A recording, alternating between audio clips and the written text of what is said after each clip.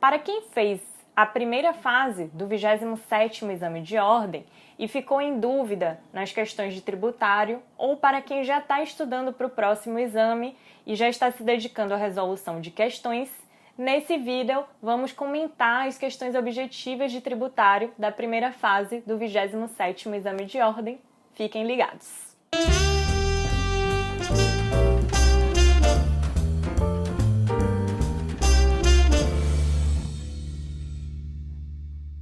Olá, pessoal!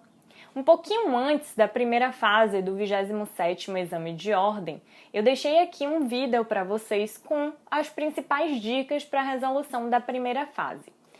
Entre essas dicas, o que eu disse para vocês que era muito importante, uma das principais dicas, era justamente a resolução de questões anteriores.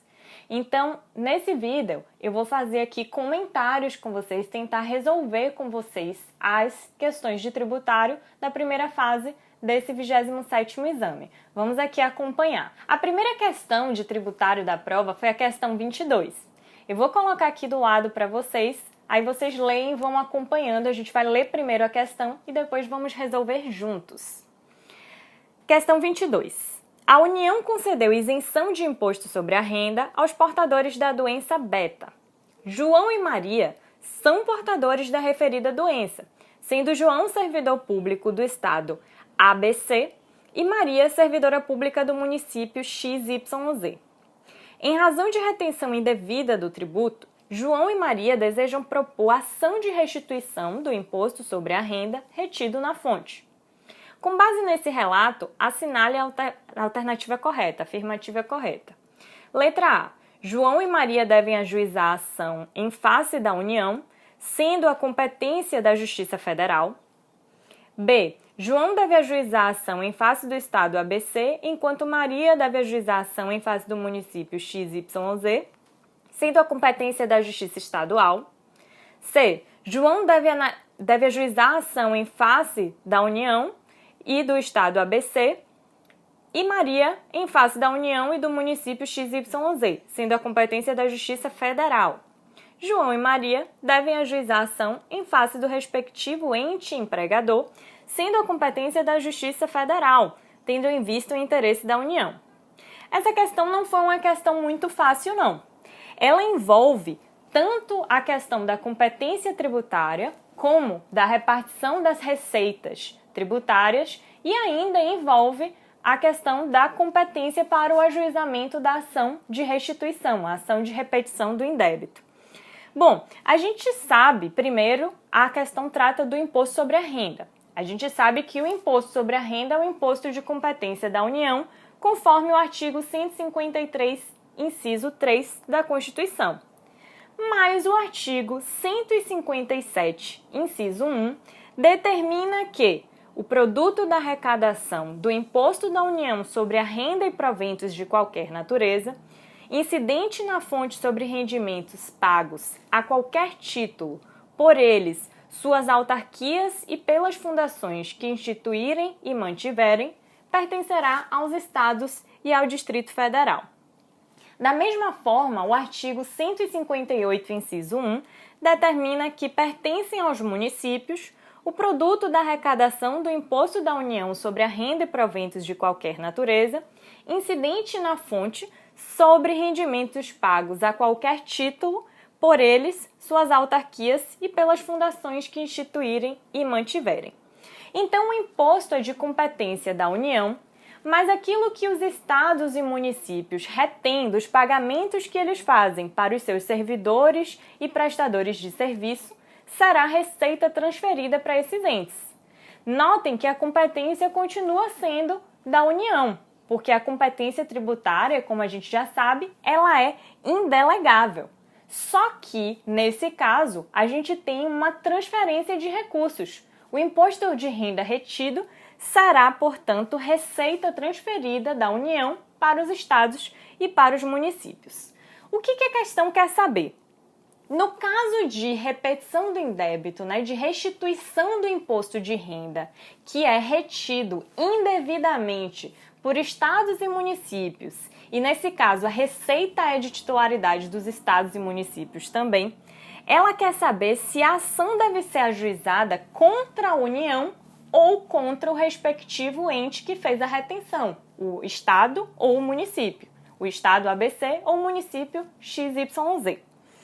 De acordo com o STJ, e aí por que a questão é difícil? Porque ela se baseou na jurisprudência do STJ e não foi uma súmula, foi um recurso repetitivo.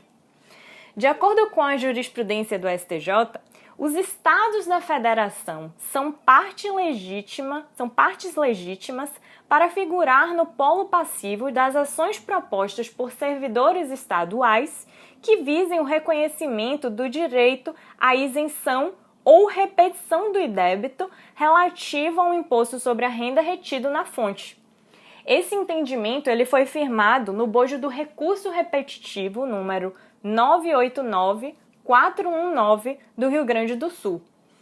Então, voltando para a nossa questão, considerando esse entendimento firmado no recurso repetitivo, a gente tem que a alternativa correta vai ser a alternativa B, porque os servidores devem ajuizar as ações contra os respectivos entes. No caso, João vai ajuizar contra o estado ABC e Maria vai ajuizar contra o município XYZ, que foram os entes que realizaram a retenção indevida e que são titulares da Receita.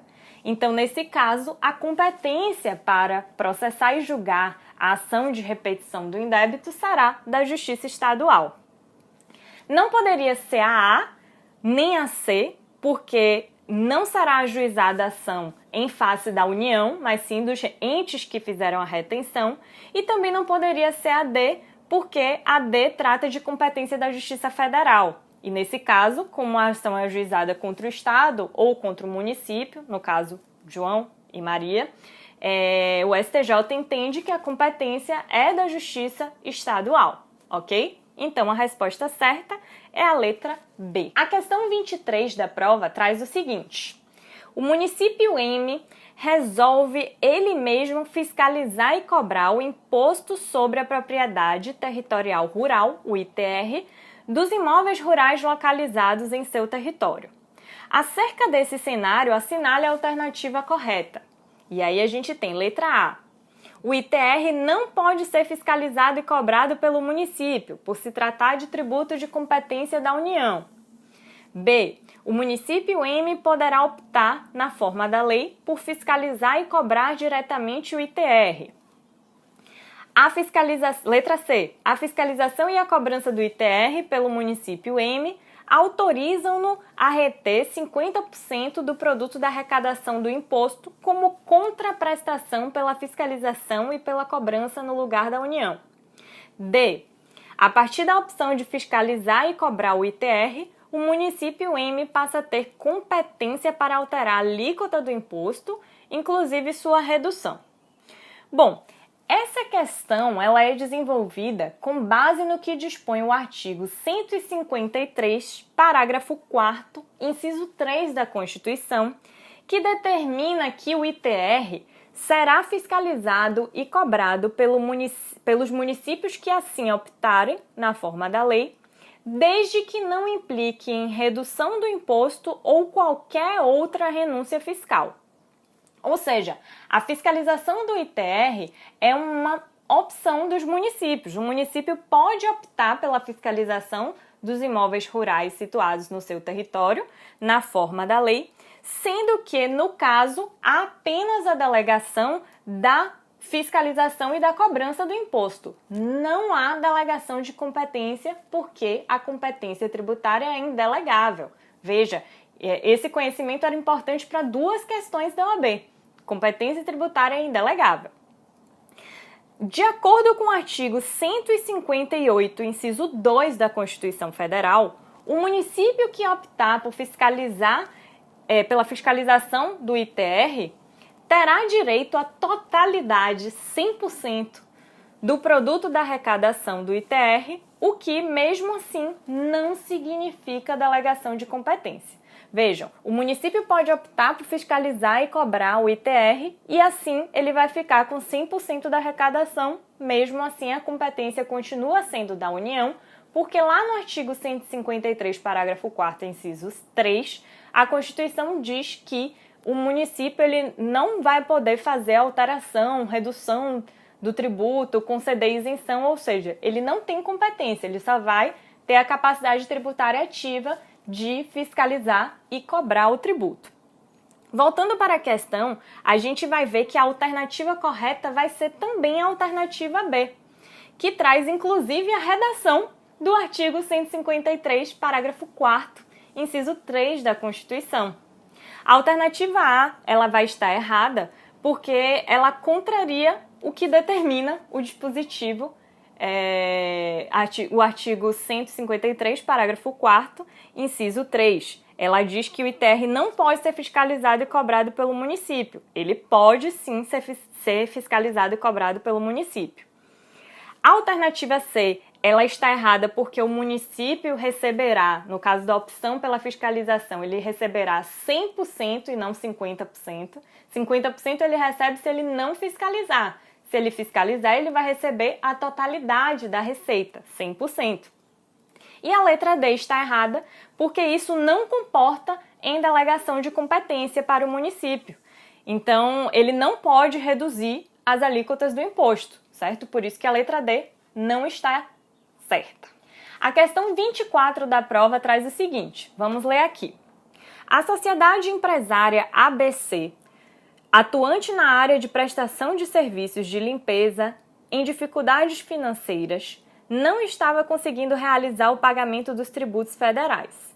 Diante disso, ela se ofereceu à administração pública federal para realizar o pagamento dos tributos mediante a prestação direta de serviços de limpezas em prédios públicos ou, alternativamente, transferir para o fisco um imóvel de sua propriedade. A respeito desse cenário, assinale a afirmativa correta. Letra A. As propostas são inadmissíveis, pois os tributos somente podem ser pagos em dinheiro.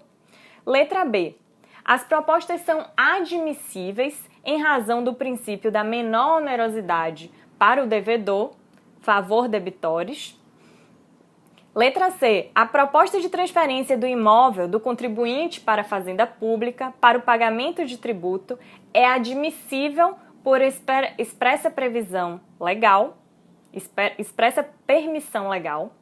E letra D. A proposta de prestação direta de serviços para o pagamento de tributo é admissível em circunstâncias excepcionais como forma subsidiária de garantia do recebimento do crédito pela fazenda pública.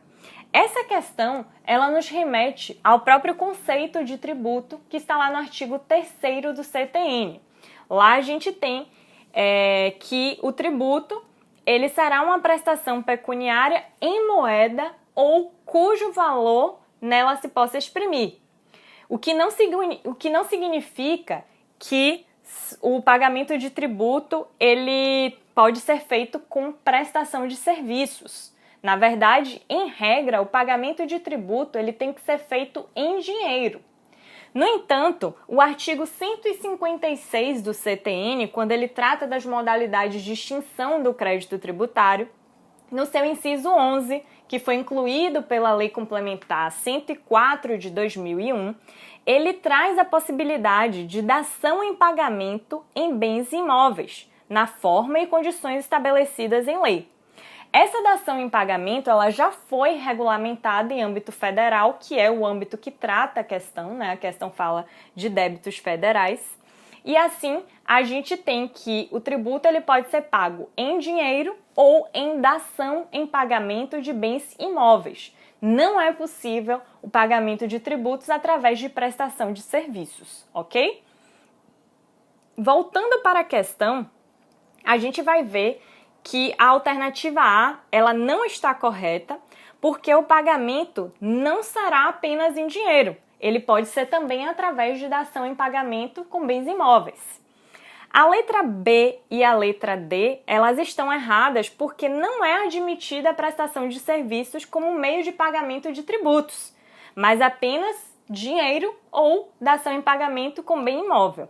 Então, só nos restou a alternativa C, que trata exatamente da hipótese de dação de pagamento em bem imóvel no âmbito federal. A questão 25 diz o seguinte, vamos colocar aqui. Em dezembro de 2017, João adquiriu o domínio útil de um terreno de marinha. No ano de 2018, foi surpreendido com a chegada de duas notificações. Uma da Secretaria do Patrimônio da União, a SPU, para o pagamento do foro anual à União, outra do município, contendo a cobrança do IPTU, do imóvel. Acerca desse cenário, assinale a afirmativa correta. Letra A. A cobrança do IPTU é devida, pois o titular do domínio útil também é o contribuinte do IPTU. Letra B. A dupla cobrança é indevida, pois, tratando-se do mesmo imóvel, a base de cálculo e o fato gerador do foro anual e do IPTU seriam idênticos, configurando um bis in idem vedado em matéria tributária. Letra C. A cobrança do IPTU é indevida, pois, sendo o imóvel de propriedade da União, goza de imunidade recíproca. Letra D. Como ambos os tributos, foro anual e IPTU, destinam-se a entes federados distintos, é admissível a dupla cobrança. Essa questão é mais fácil, porque, na realidade, ela trata do próprio fato gerador do IPTU. Lá no artigo 32 do CTN diz o seguinte: o imposto de competência dos municípios sobre a propriedade predial e territorial urbana tem como fato gerador a propriedade, o domínio útil e a posse de bem imóvel por natureza ou por acessão física, como definido na Lei Civil, localizado na zona urbana do município. Assim, a alternativa correta vai ser a A, porque o domínio útil é fato gerador do IPTU e o seu titular, portanto, vai ser o contribuinte, assim como a gente tem expresso no artigo 34 do CTN. Não importa se o terreno é de marinha, não vai ser o caso de imunidade tributária recíproca, porque nesse caso o município está tributando o domínio útil e não a propriedade. E também não importa se é cobrado foro, que sequer é um tributo, né? Há uma divergência sobre isso, mas a maior parte da doutrina entende que foro não é tributo.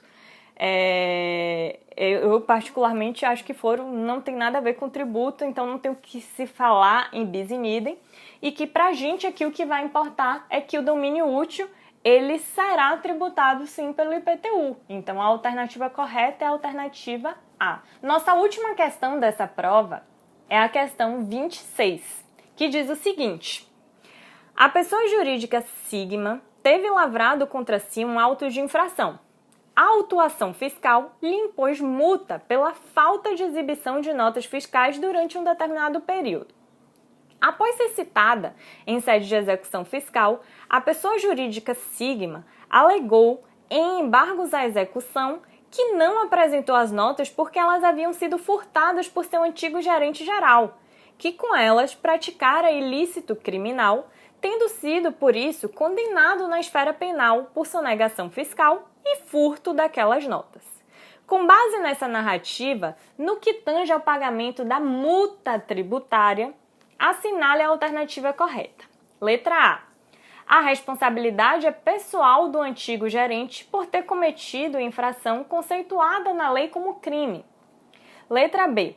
A empresa deve arcar com o pagamento da multa, sendo possível posteriormente uma ação de regresso em face do antigo gerente geral. Letra C. O antigo gerente não pode ser responsabilizado na esfera civil ou tributária por ter sido condenado na esfera penal. E letra D. O caso é de responsabilidade solidária, por ter a empresa nomeado o antigo gerente para cargo de tamanha confiança. Essa questão ela trata de responsabilidade por infração.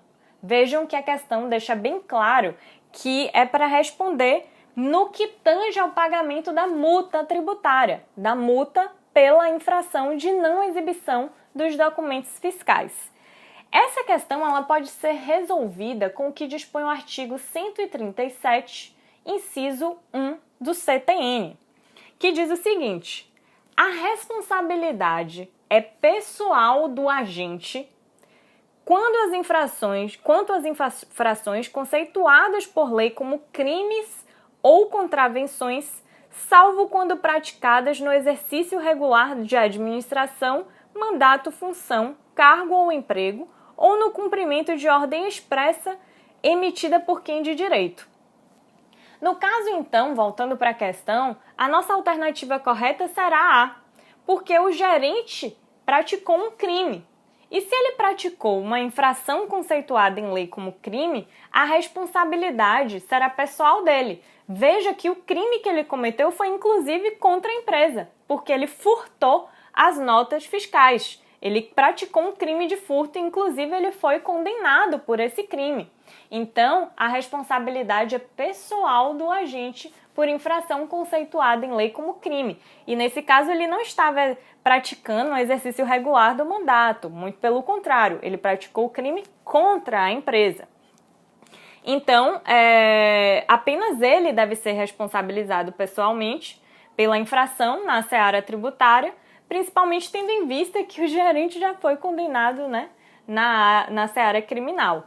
A empresa não tem que arcar a multa, nem sozinha, nem solidariamente. E a condenação na área penal, ela não exclui a análise da responsabilidade civil e tributária. Isso não é uma condição para exclusão da responsabilidade por infração, muito pelo contrário. O fato dele ter sido condenado na seara criminal faz com que a responsabilidade seja mais evidente, né? Que a responsabilidade seja pessoal dele, que agiu praticando aquele crime, aquela infração conceituada em lei como crime. Bom, gente, espero que vocês tenham entendido as questões, né? Por que o gabarito é esse aqui que a gente trouxe, que é o gabarito já confirmado pela FGV.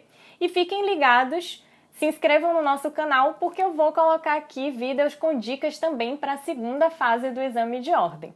Um abraço a todos e até a próxima!